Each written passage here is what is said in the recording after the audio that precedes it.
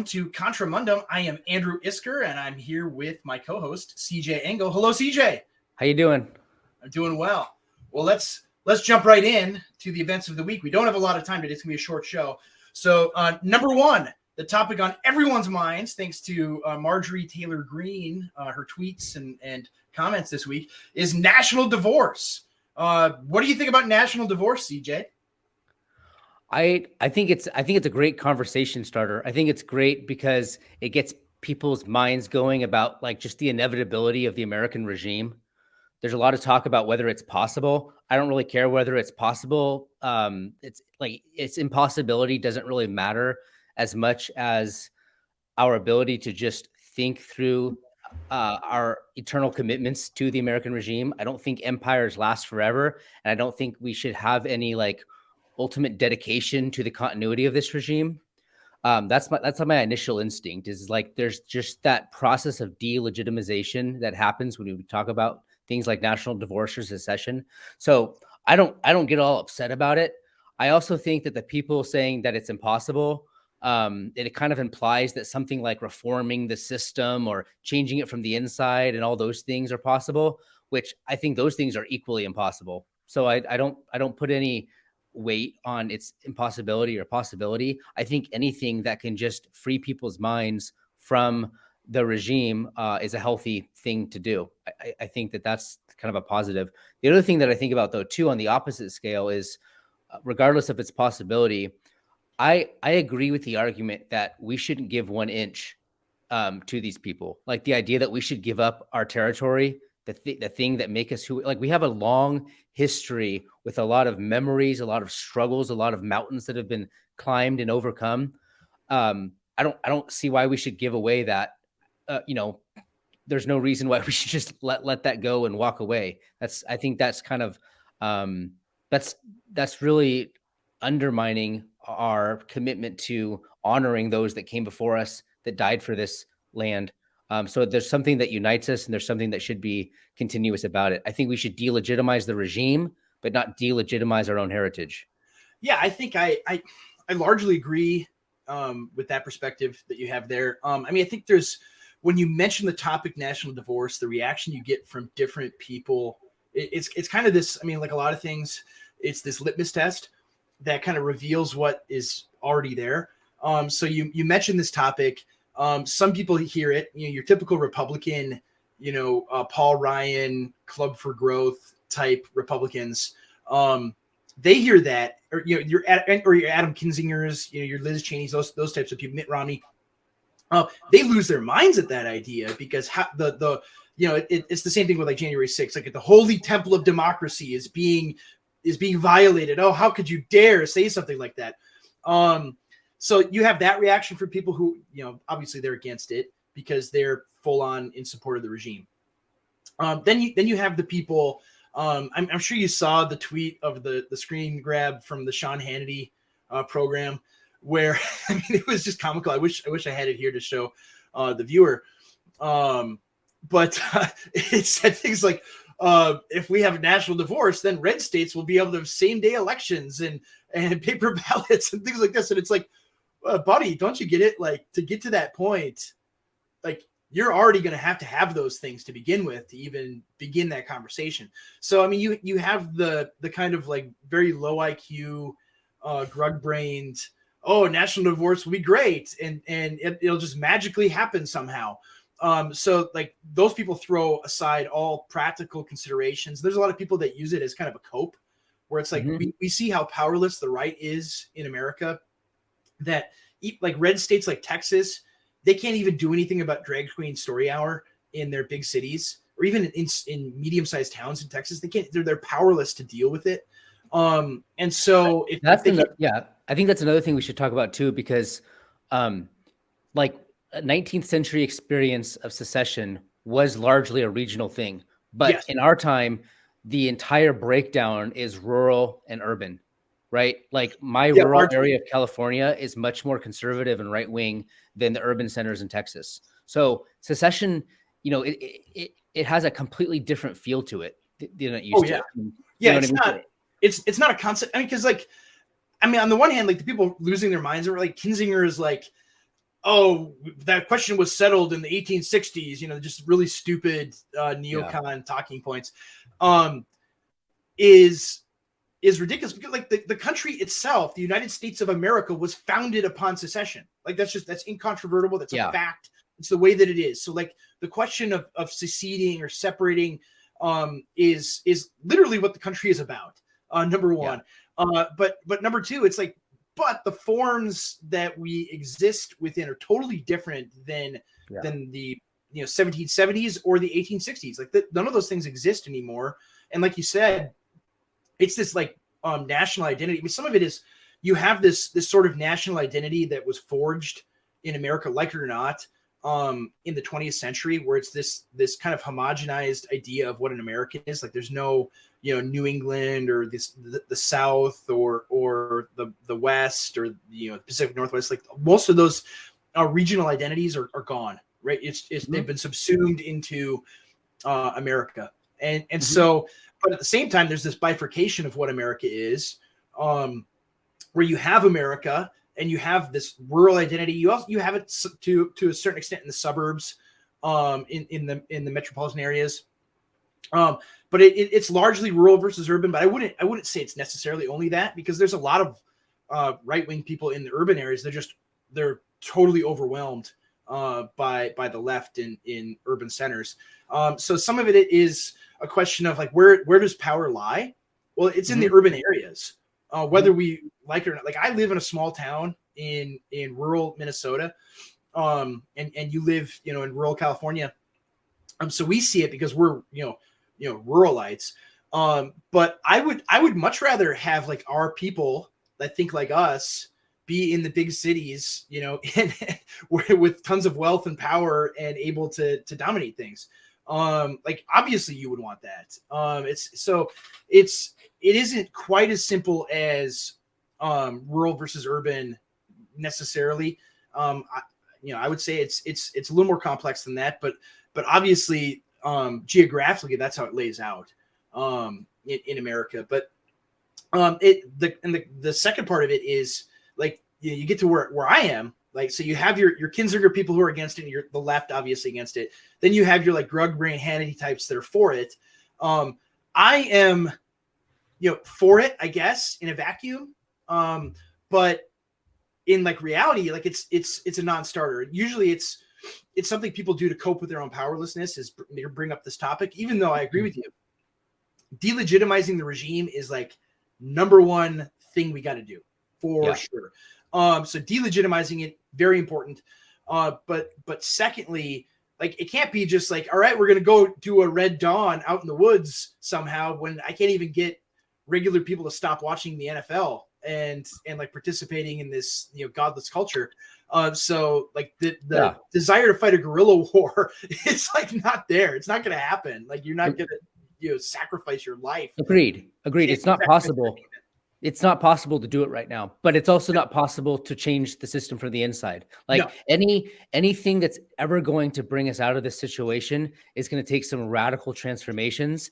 And those transformations are going to precede either a secessionary path or a reformist path. Both of those are going to require something. And anyone who says something else is a true believer in the regime. They believe that the system can be changed. They believe that the system can be, fortified, that we can, bring this country back and all that stuff. I think that's complete BS. I think we're on the other side of the horizon on that issue. And so nothing should be left off the table in terms of our like mental ability to deal with it. Like the idea that we shouldn't be talking about it or something, as if it was like unpatriotic or whatever. Maybe in 1940, but we live in the civil rights regime, and the whole world has changed. Yeah, I would say, one of the things that, so when we talk about it, I want people to be realistic about the prospects and not think that like Ron DeSantis is going to don his like gray uniform and lead, and get on his white horse and lead the secessionary states of America, of true America, to victory. Like that's not going to happen. We don't have the organization at this point to do it like that. The thing I want is people to like take this idea and see that all right, it can't happen right now, but it has to. Like, we have to organize to be able to have enough political power and organization and leadership to be able to affect the change in our situation. So, I mean, however the conversation goes, like, it has to be toward that end.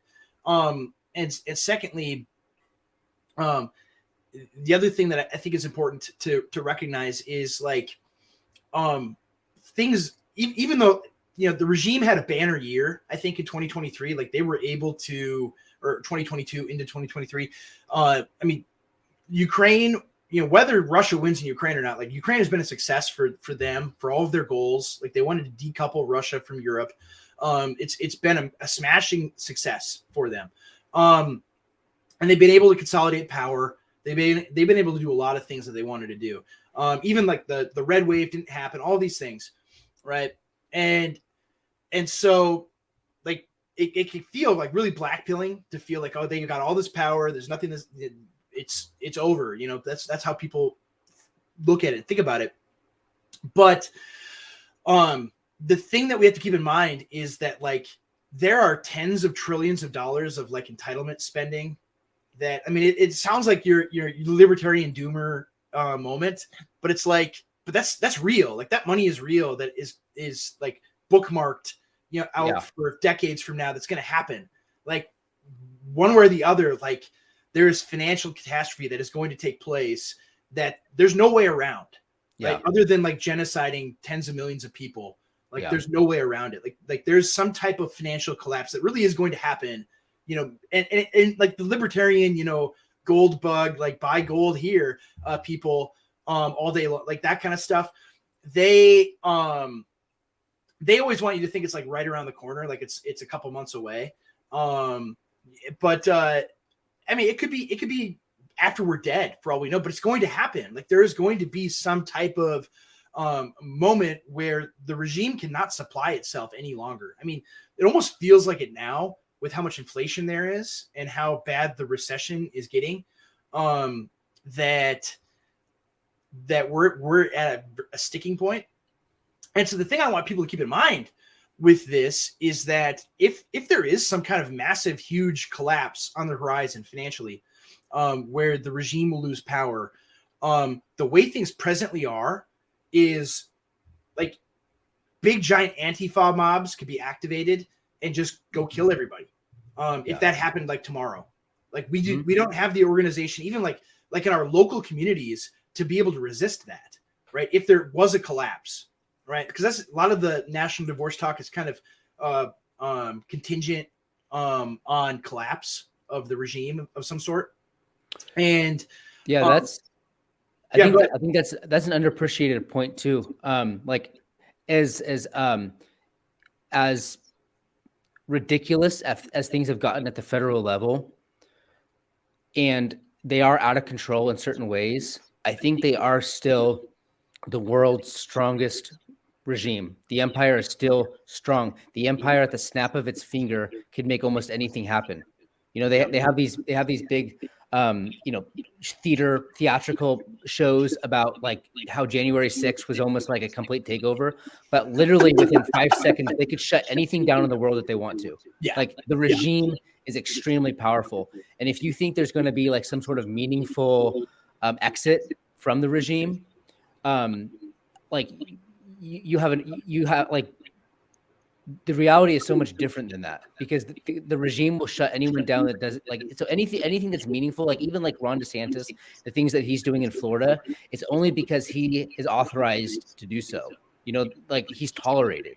He's allowed to get away with that stuff. He's not going to pursue some secessionary path forward, because he's not allowed to do that. Like, I mean, these people kill presidents. These people kill world leaders. These people are experts in color revolutions. These people are experts at exploitation, at infiltration.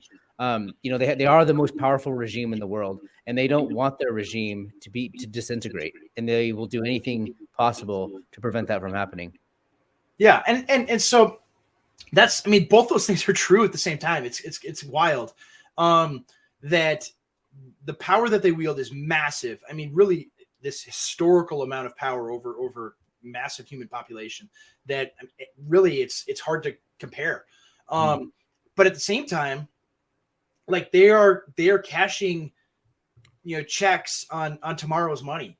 Like at some point, like they will not be able to sustain the power that they have and keep it going.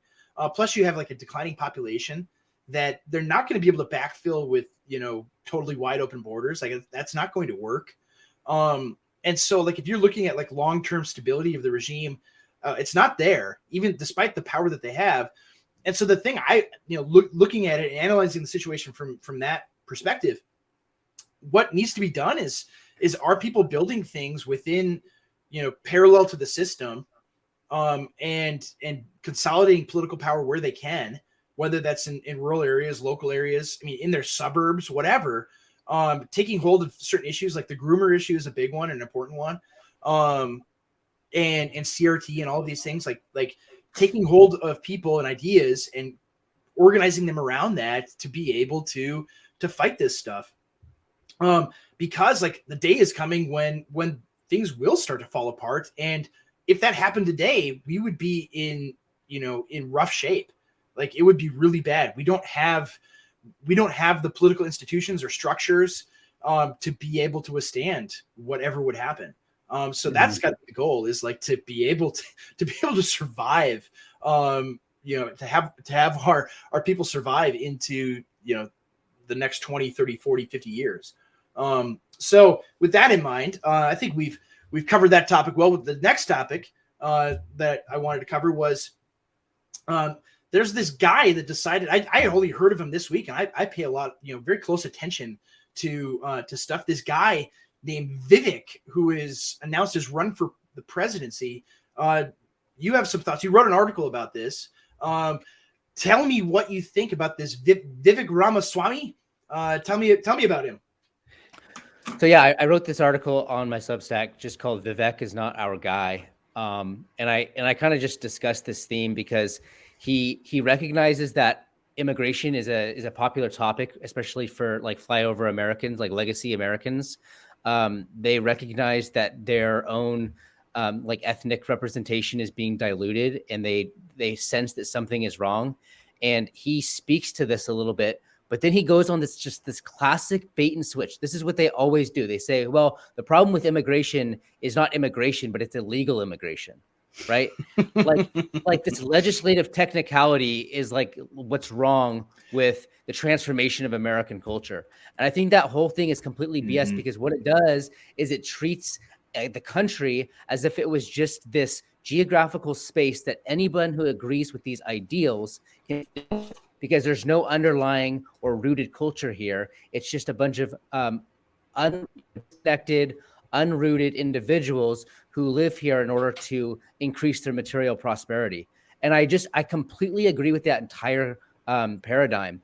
And I think this is sort of the old classical liberal establishment in the 20th century, this propositional nation, and it's being juxtaposed to the new woke orthodoxies, but neither of them are correct. America is not a place unrooted. America is a place with a history, with a people, and with people who have stories here. They have a heritage that they want to continue on and push forward into the future. So I completely I have no patience for this type of quasi conservatism, because it's not conservative, very liberal, and not the same as new woke left wing.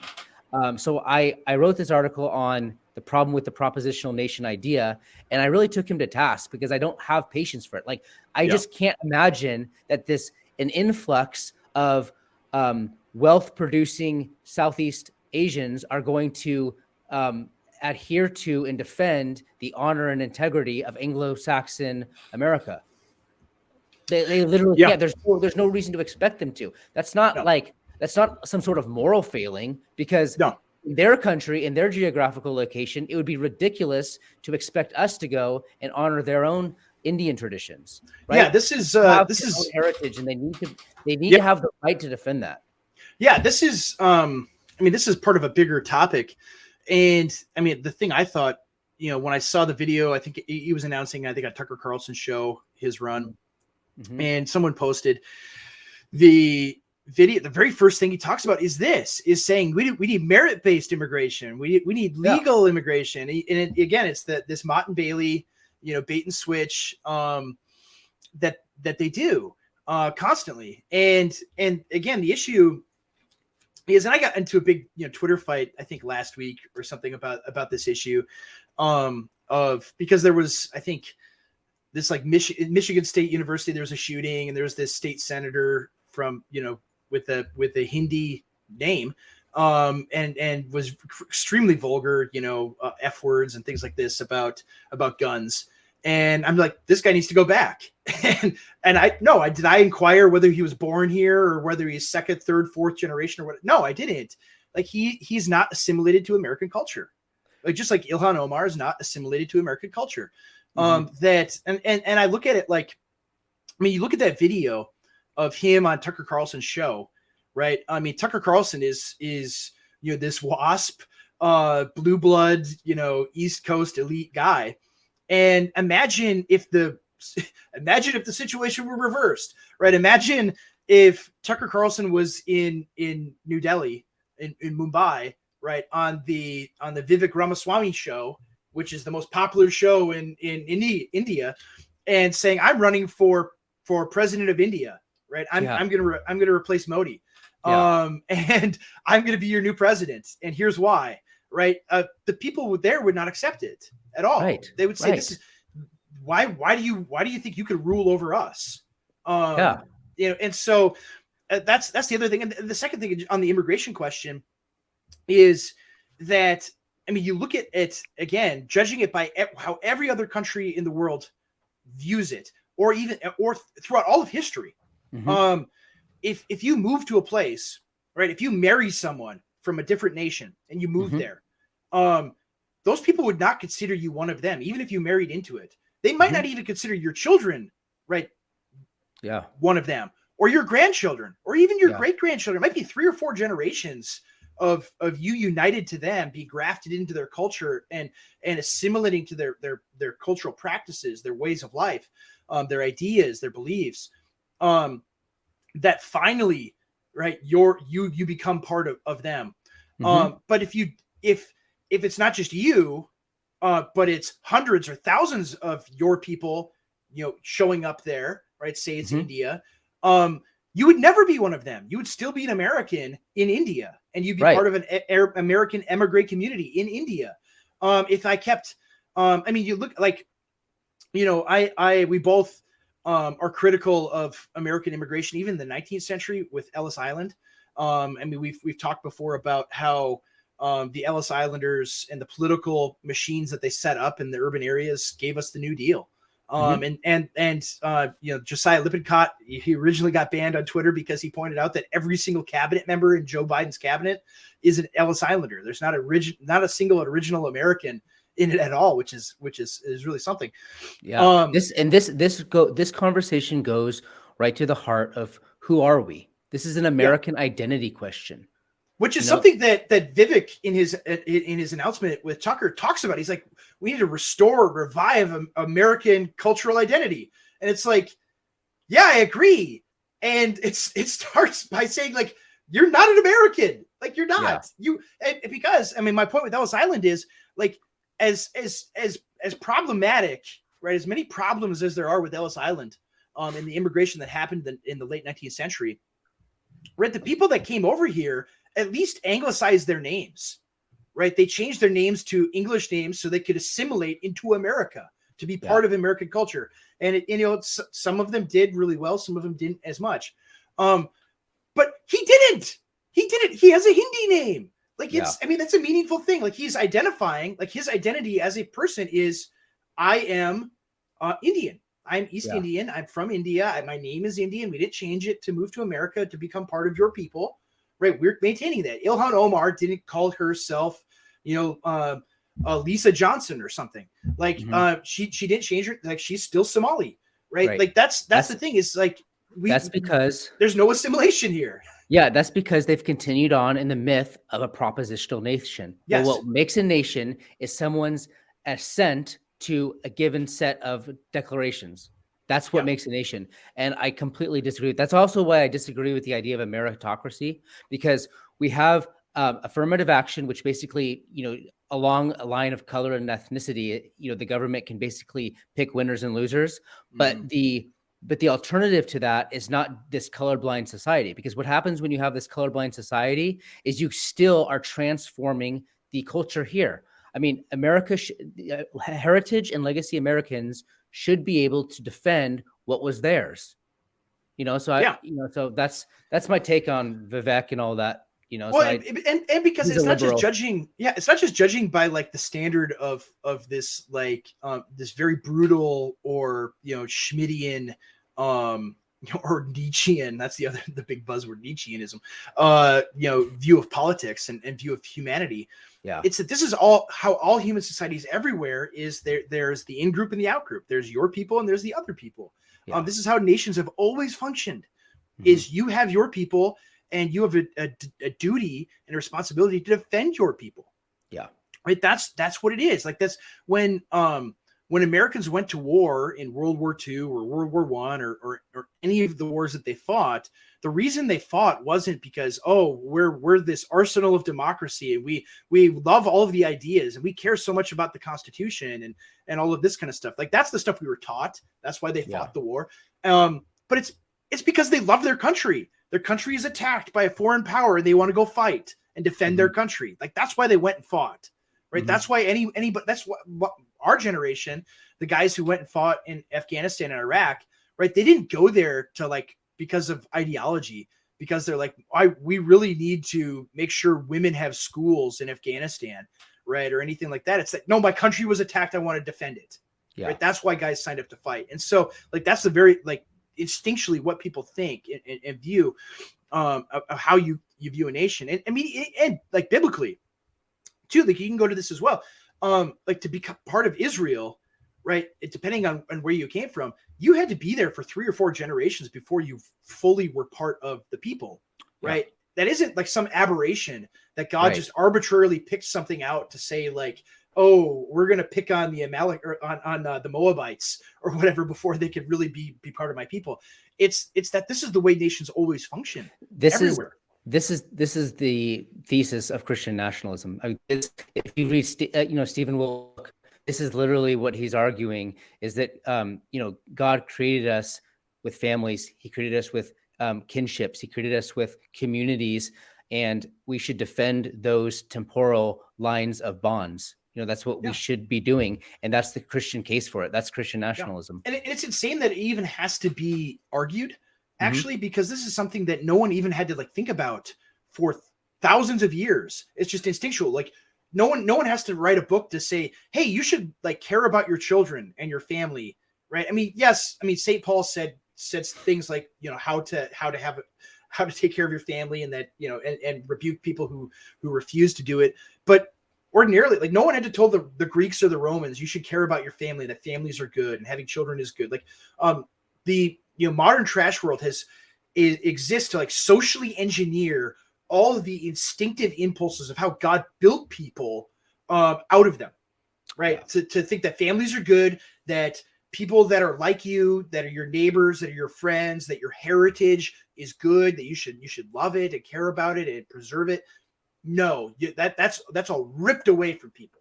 And that's what this is. And it turns America and really the whole globe by extension into a mining colony, right? To extract resources from and to get wealth out of. And that's it. It's not a people. It's not a place. It's not a place with heritage and a history. It's just a place to make money, right? Even when you use that meritocracy language, that's what it's about. Exactly. Yeah. Is you don't actually care about America or love this country. You love that it can make you rich.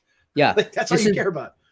So for some people, they may not have heard the name Amy Wax, but she's a professor at Penn Law School, and she's been in hot water because she's, articulated some of these similar ideas. And one of the things she says is that because people will say Trump will say that we have, the problem is that we have all these people coming in from these backward third world countries. Yeah, this is a family show. We're not going to say family exactly show. Yes. No.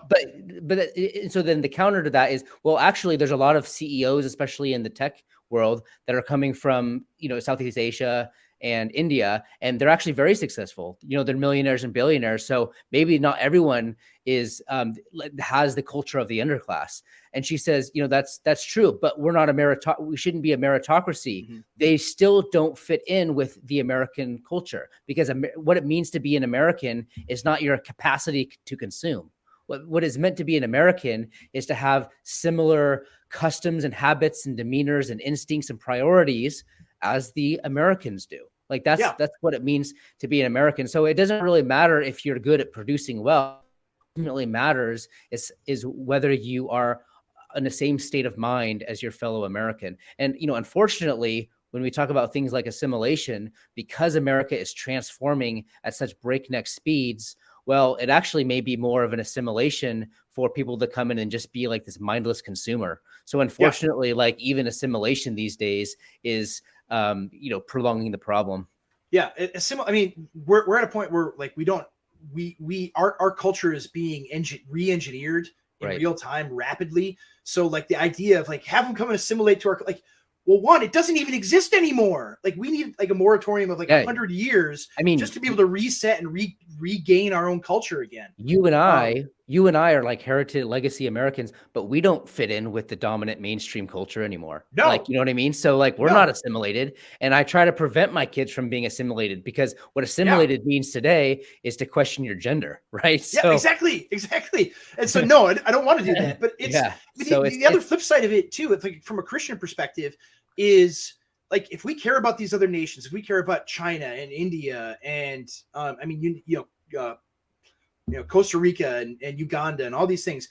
And we're taking all of their best and brightest people away from them. Those are people that their nations need. Like they badly need nuclear engineers and rocket scientists and people that can be CEOs. Their countries need those. Why aren't they staying in their own country and fighting for their own heritage? That's a concerning point. If they don't care that much about their own people, why should they care about the continuity of America?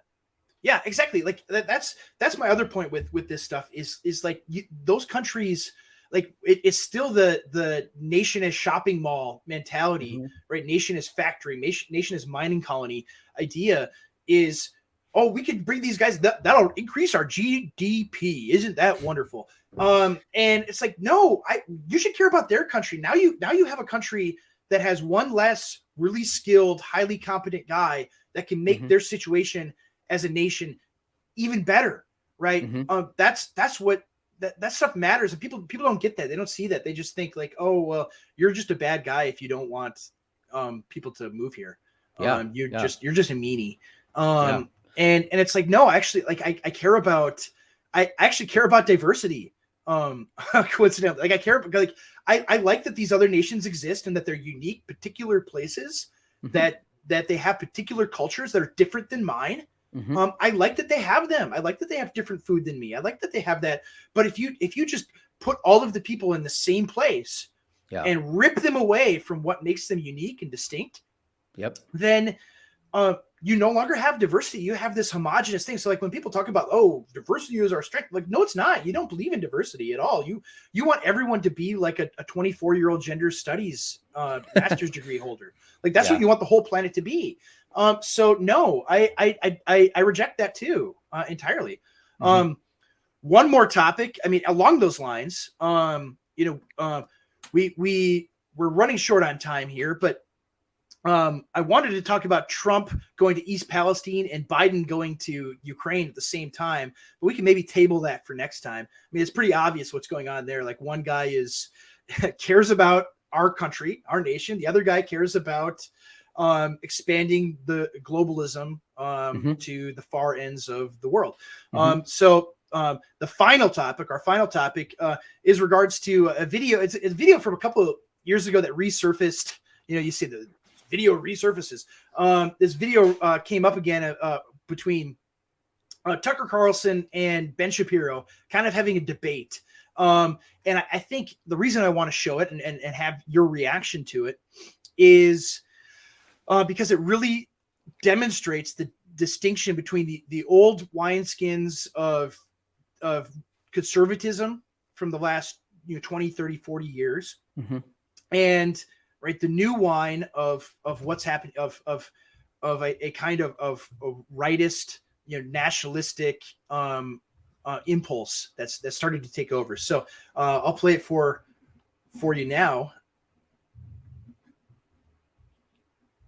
Is when the pedal hits the metal. Like you talk in the book about technology and how it's shifting and taking away jobs from folks. Yes. And you make specific reference to truck driving and the fact that there are going to be these automated cars on the roads. So would you, Tucker Carlson, be in favor of restrictions on the ability of trucking companies to use this sort of technology specifically to, sort of artificially maintain the number of jobs that are available in the trucking industry? Are you joking?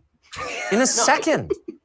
In a second. In other words, if I were president, when I say to DOT, Department of Transportation, we're not letting driverless trucks on the road, period. Why? Really simple. Driving for a living is the single most common job for high school educated men in this country, in all 50 states. By the way, that's the same group whose wages have gone down by 11% over the past 30 years. The social cost of eliminating their jobs in a 10-year span, 5-year span, 30-year span is so high that it's not sustainable.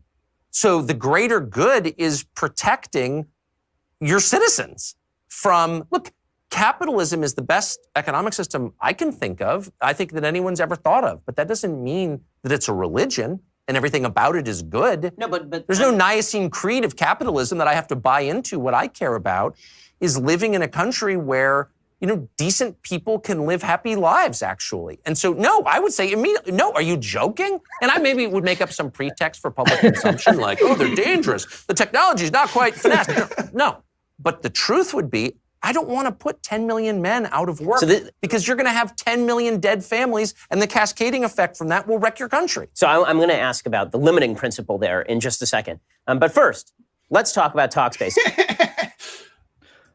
They had to get the ad in there too. That's great. Yeah. So I love this one because it shows so clearly the juxtaposition between like this libertarian capitalist absolutism and someone who is willing to break the propositions, the logic in order to defend your people. So like in capitalist theory, like how do you make a nation grow wealthier? The free market theory, the free market response on things like trade is that, if you let trade be absolutely free and you don't put any of these protectionist measures into play, you're going to increase the overall wealth of the countries that are participating in this. But one of the things that people have to realize, and people like Tucker Carlson are really pointing out, is there are more important things than the overall wealth. It's true that the overall wealth of a society it's true that we'll have, more goods at cheaper prices if we continue to let the market run. But there are more important things than that. And the communities and the ability to maintain the integrity of existing structures of a society is something that we should prioritize over some general wealth increase. And I think that right there is something that people, they can't wrap their minds around that, because for them, like, they're consumers, right? They're consumers in that they're always thinking about the fact that we could grow wealthier and wealthier and wealthier. But in doing so, you're going to lose your nation. You're going to lose your identity. You're going to, for like a cheaper toaster, you're going to give up something about your community that has been there for 3 to 4 generations. And I don't think that's even close to what a conservative should be prioritizing. Yeah. What's the apocryphal story? It was Ludwig von Mises and I can't think of his name off the top of my head. They're going for. It'd be like Frederick Bastiat and the French free market defenders. It wasn't Bastiat, but it was a guy like it was Ropke, I think. Okay. And they're going for a walk, and they see these home gardens that someone had, and I think Mises, and this is an apocryphal story, I don't know if it actually happened or not, but it doesn't matter. And Mises scoffs at these home gardens. Right. And says that's such an inefficient way to produce vegetables. Mm-hmm. And Ropke says immediately, but it's a very efficient way to produce human happiness. Yeah. And like that's part of it, is like this libertarian dogmatism misunderstands what humanity is. Like, it dehumanizes and it just looks at numbers on a spreadsheet. And obviously, like, this is Tucker's point, is that, yes, I understand how division of labor works. I understand the basic economics of how technology reducing or expanding the division of labor and making it so, yeah, those truck drivers, they can go do some other job at some point. We'll find work for them to do, and so on. But it's so disruptive, right? It will destroy the country, and especially that segment of the population. Yeah, but what is important for the stability and continuity of a community is to inherit these tasks and these skills and pass them on from generation to generation. That's more important than the prices coming down and having the ability to buy more goods. Yeah, you know what exactly. I mean? So it's like exactly. So yeah, that's the old preference for the tradesmen and the craftsmen and the people who have inherited these skills from their father and their grandfather. I think that's much more consistent with what brings about human happiness than just the ability and capacity to consume more goods. Yeah, and of course the question itself, like, people will like pick at the question, like, well, this doesn't work, or this detail's wrong, or whatever. It wouldn't work that way. It wouldn't be instantaneous. Like he says this, it doesn't matter if it's 5, 10, 30 years. It's what it does and how destabilizing it is to your society, to take men who are breadwinners and who have already lost, wages over the last 30 years massively. And this is that the fact that he says that is extremely important, that people do not understand about the Trump phenomenon, about things that are happening into the future, is that middle America, right, working class white America, has been massively attacked for the last 30 years via immigration, via free trade. That we've deindustrialized the heartland of the country. So all of the people who are able to have families, have jobs, right, be able to provide for their children, right, they don't have that anymore. And then at the same time, they dumped opiates in all of these places and get people hooked on opiates. The doctors prescribe them to people willy-nilly.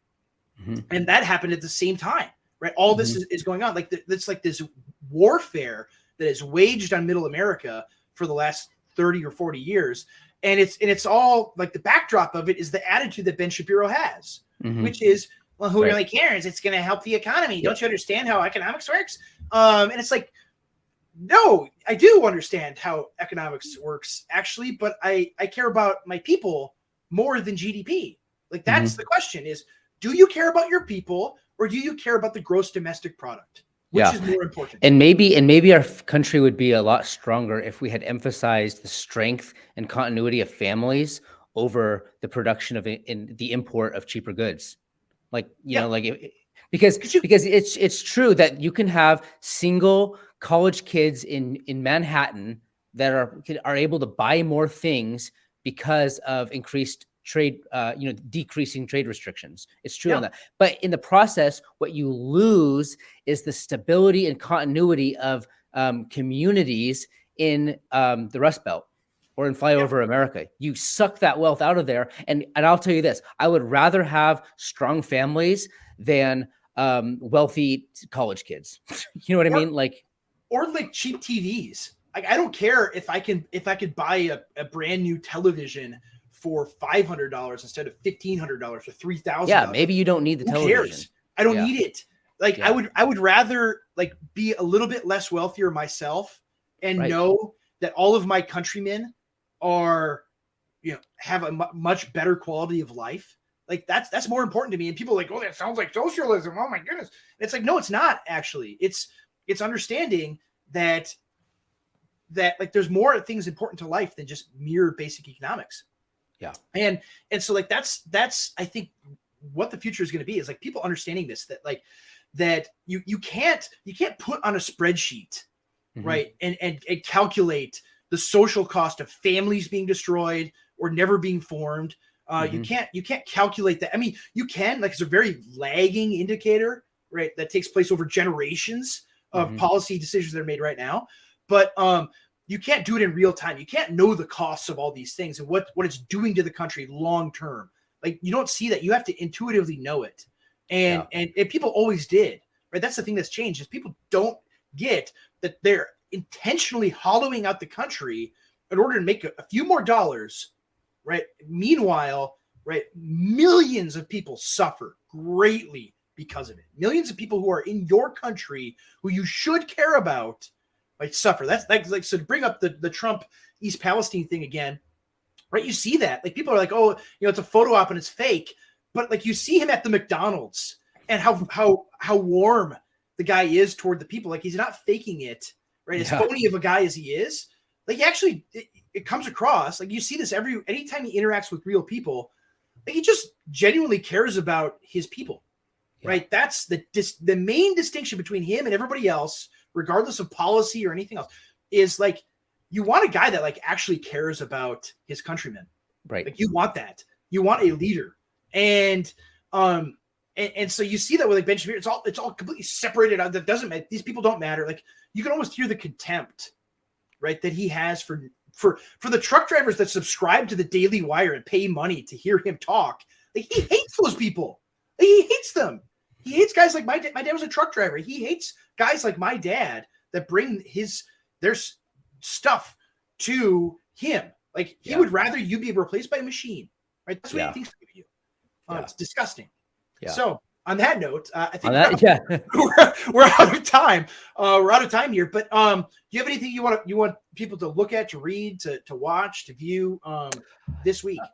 No, I mean, my Substack and my Twitter are on the show notes page, so just visit that and subscribe to the show. I think all the links are up there now. So I think we are getting to, what is this, our third one? Yeah, it's our third one. Episode 3. By the time we hit number 5, we're going to be going along pretty good. So I guess just visit the Substack and follow me on Twitter if you want to, and we'll continue to grow.